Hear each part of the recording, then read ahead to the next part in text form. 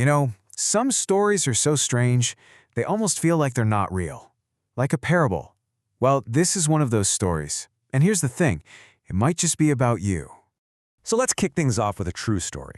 It's going to set the stage for a really powerful look into our own psychology, especially when it comes to performance. Okay, so this soldier's name was Hiroo Onoda. He was an intelligence officer in the Imperial Japanese Army, and get this, he'd been hiding out, literally conducting guerrilla warfare for a very, very long time. I mean, we're talking nearly 3 decades after Japan surrendered. Onoda kept on fighting a war that was completely over. People tried to tell him, they dropped leaflets, there were news reports, but he just brushed it all off. He was convinced it was all just enemy propaganda. And that's the real tragedy here, isn't it? The very things that made him such a good soldier, his incredible loyalty, his discipline, those were the exact qualities that trapped him. He was stuck in a battle that wasn't on any map anymore. It had become totally personal, something fought entirely inside his own head. Just think about that for a second. The only way to convince him the war was over was for his old commanding officer to physically fly to that jungle and give him a direct, formal order to stand down. He needed that official permission slip, you know? That was the only way he could finally end his personal war. And that right there, that's what we're talking about this. Because, you know, a lot of the battles we fight, whether it's at a trading desk, in an office, or just inside our own minds, most of them ended a long, long time ago. The problem is, we just haven't gotten the memo yet. So look at this. The parallel is just striking. Onoda, he was fighting a real enemy in a physical jungle. You might be fighting an internal enemy at a computer screen, but the core mechanism? It's exactly the same. You're fighting a war based on old orders, old experiences, stuff that has zero relevance to what's happening right now.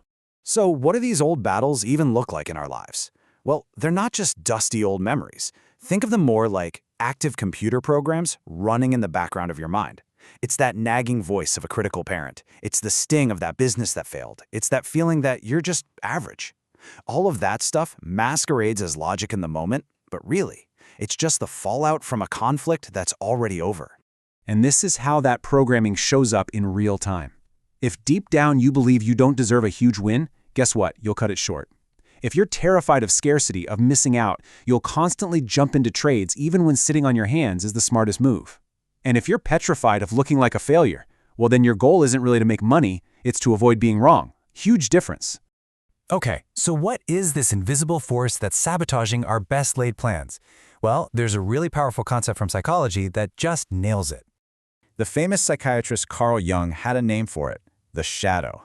And it's not just your dark side or your flaws. It's all the parts of yourself you've pushed away or refused to look at. Your fears, sure, but also your insecurities, maybe even big ambitions. Anything you've suppressed because it was painful or just didn't fit the picture of who you're supposed to be. Now here's the critical part. Jung figured out that this stuff you push down, it doesn't just vanish. Nope, it gets projected outward. You end up meeting it out in the world, in your life circumstances. And there's no better place for it to show up than in a high-stakes arena like the market. Listen, if there's one thing you take away from all this, let it be this. If you keep making the same mistake over and over again, it is not a knowledge problem. You don't need another book or another seminar. It is a shadow problem. You're dealing with a hidden part of your own psychology that's secretly running the show. So, just like Onoda, you can't win a war that's already over. You can only officially end it. But that takes a conscious choice, a deliberate act. So, how do we actually do that?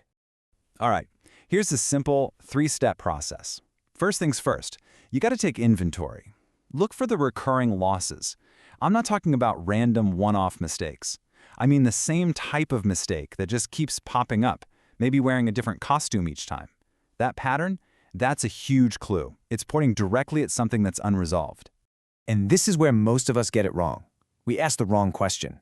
We ask, how do I stop doing this thing? We focus on the behavior. But that's just scratching the surface, and it almost never works. Why? Because the behavior is just a symptom, not the cause. Here's the real question you need to ask, the deeper one. What does doing this protect me from feeling? Think about it. Maybe cutting a winning trade short protects you from the gut-wrenching feeling of regret if it turns around. Maybe chasing every little move protects you from the anxiety of just sitting still. Every one of these behaviors has a hidden emotional job. You follow that feeling, and you'll find the root of the whole issue. Remember Hiroo Onoda? He needed his commanding officer to show up and officially relieve him of duty. But in these internal wars we fight, there's no one coming to save you. There's no higher authority. You are your own commanding officer. You hold the highest rank. You are the only one who can give the order to stand down. The order has to come from you. So, let's wrap this up. I want to leave you with one final thought. Really, it's a question. A question that takes everything we've talked about and makes it personal. Is it the war to prove you're smart enough? The war to prove you won't fail this time? The war to prove you actually deserve to be successful? Onoda lost 29 years to a phantom war. You can't afford to do the same. So, figure out what your war is. Name it, and then give yourself the order. End it.